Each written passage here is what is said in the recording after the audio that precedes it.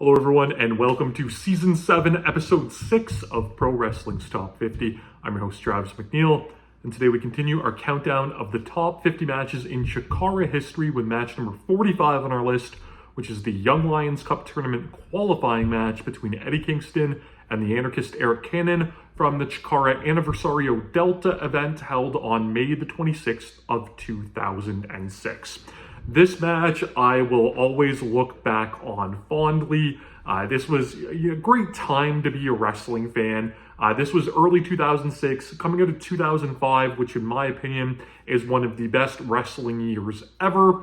2006, came in strong, and you had all of these independent wrestling promotions that were really firing on all cylinders, CHIKARA being one of them. You had all of these great talents that were really on the rise and really coming into their own as like these indie stalwart stars. So, you look at a guy like Arik, 2003, 2004, really making a name for himself. 2005, 2006, that's when he became like an elite level indie talent. Same thing with Eddie Kingston.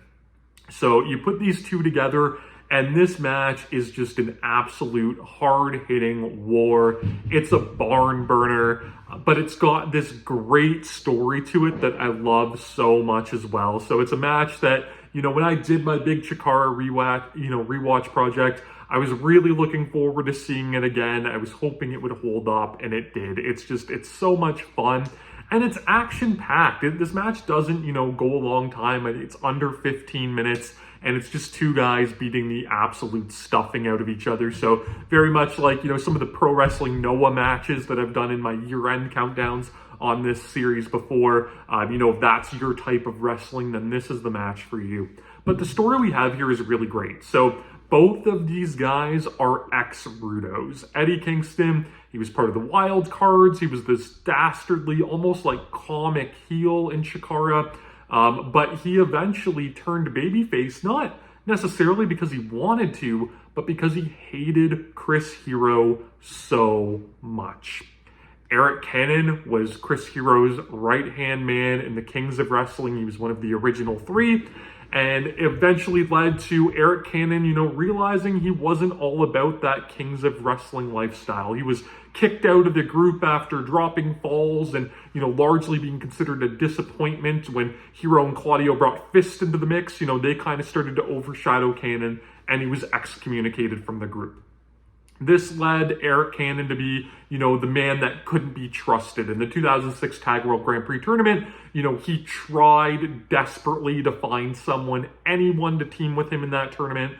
Nobody wanted to at all. He eventually, was able to find a partnership with Jigsaw. But this led to him being this man on an island. Eddie Kingston and Arik, two guys cut from very similar cloths that have, a bit of mutual respect for each other, but two guys that are both, trying to prove themselves in a way that, yes, they've taken shortcuts, they've cheated, they stomped on our beloved, technical favorites, but, they're not about that life anymore. So we get this match. There's, a lot at stake, a spot in the Young Lions Cup tournament, which at the time, this was years before the Grand Championship would come to exist in CHIKARA. This was basically CHIKARA's main singles, title belt, we'll want to call it. So both of these guys want that spot in the tournament and want that shot at the cup. But both of these guys, like I said, they kind of have that respect for each other, being so similar, trying to prove to the crowd, they are good guys. This match really starts with, two guys trading wrist locks and being very friendly with each other and clean breaks, but you just know at some point somebody is gonna break with them both being ex-Rudos. And eventually it's Arik that, he sees, Kingston go for a big chop, he ducks it.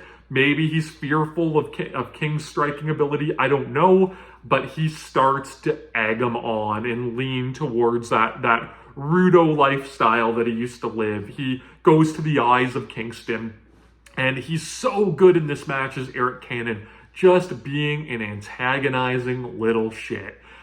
He, ties Eddie Kingston up in, an Indian death lock, and he does, Kim used to do this spot where he'd get the crowd to kind of clap, and then he would hit these chops along to the beat of the clap, and he does that to Kingston, and he's slapping his belly, and, he's grinding on these holds, and he, uses a cravat, which is like a Chris Hero signature, and, again, just makes Kingston's blood boil. And Eddie Kingston, man, one of the best pro wrestlers of his era. I've talked about him on the show before. We'll talk about him a whole heck of a lot more this season, I promise you that. But he's so good at so many little things. I've talked about physical charisma so much on this program of guys that, and Eddie Kingston's amazing because that dude can cut a promo better than anybody else. But he also has this physical charisma where even when he's not saying anything, you can read his body language and you can read his facial expressions, and he can tell a story that grips you and brings you in just through that.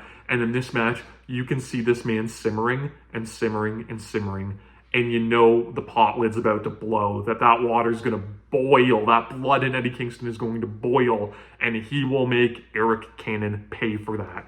And the kind of straw that breaks the camel's back is Arik Cannon hits this big back chop. And if you've ever heard Eddie Kingston on commentary in this era during a match where a back chop is hit, he talks about how it's, goddamn unnecessary, right? You don't need to do that. It's disrespectful. And that escalates this match into a full-blown war. Both of these guys trade back fists back and forth, which is a little weird to watch now because ultimately Eddie Kingston would use the spinning back fist, the back fist of the future, as his finishing move. But, years before he developed that, it's just, the Aja Kong spinning back fist, and both of these guys trade them back and forth. So we'll say that Eddie Kingston hadn't quite mastered his technique yet, and that's why he didn't knock Arik Cannon out. But he gets the best of it at least, and they spill to the floor, and they hit all of these sick headbutts, and they're on their knees trading punches and slaps and forearms and all of these disgustingly stiff strikes. Arik Cannon, much like he did earlier when he avoided the chop and kind of went to the eyes, he's had enough of Kingston striking, and he tries to go into the ring, and Kingston just nails him with a sick DDT on the ring apron. Eddie is, completely unhinged at this point, and he goes for a head and arm Tazplex on the floor. And the big spot of this match that anybody has seen it, I'm sure remembers, even if they don't remember the visual, I think they remember the sound. And Arik Cannon counters this, head and arm suplex into a brainbuster on the floor. And the sound of this smack of Eddie Kingston's beefy body hitting that, concrete floor in his, pleather pant gear, it is disgusting. It will live with you forever. It's so brutal. It's so sick. Eddie Kingston's sell job of this move, hell, who knows if it was a sell job or not, is one of the best you will ever seen. He basically sells like having all of this nerve damage, and trying to get his shoulder and his arm going. And again, just that physical charisma. He doesn't need to say anything, but you watch this man and you think, oh my God, like he's messed up, from that move. And how could you not be? When he wills himself back into the ring, and he's so good, and he blocks a strike, and at this point, like fighting spirit, that King's Road style that Eddie Kingston loves so much, and he gets the big head and arm Tazplex, and he hits a Kenta Kobashi style burning lariat for 2, goes for another one, and this time it's Cannon avoiding the strike, and he hits a step up enziguri right to that bad neck shoulder.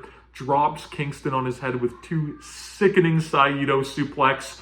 King, tries to fighting spirit and fight up, and he just doesn't have the will in him. Gets knocked down with a single forearm strike, and it's the Glimmering Warlock, the Shining Enziguri, Cannon staple, again to that bad neck damaged nerve area, and that keeps Kingston down for 3.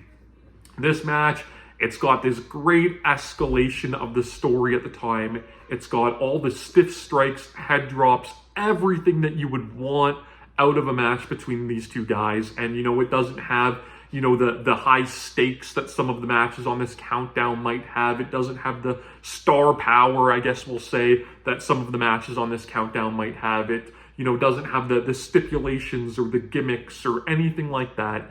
It's just 2 dudes, at, some of the peak of their game in this era, throwing down toe-to-toe, strike for strike, suplex for suplex, with this great little story of them both, trying to prove that they're not bad guys, but ultimately they're two guys that will do anything to win. And on this night, Arik Cannon was the better man. He would actually go on to win the Young Lions Cup 4 tournament and have a good run with that cup. Eddie Kingston, he would get his day, he would become the first CHIKARA Grand Champion, so he would get that, big singles run. And both of these guys would actually meet up in a rematch from this bout at the 2011 King of Trios weekend in what was essentially a tribute match to the late Sweet and Sour Larry Sweeney.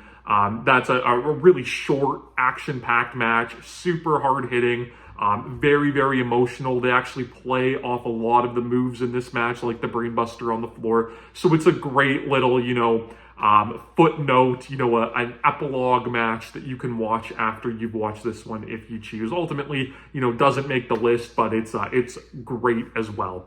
Like with all CHIKARA matches, you can find this one on independentwrestling.tv. You can subscribe to my channel here on YouTube so that you never miss a video. Follow me on Instagram and Twitter at Wrestling50. And please join me again next time as we continue to count down Pro Wrestling's Top 50.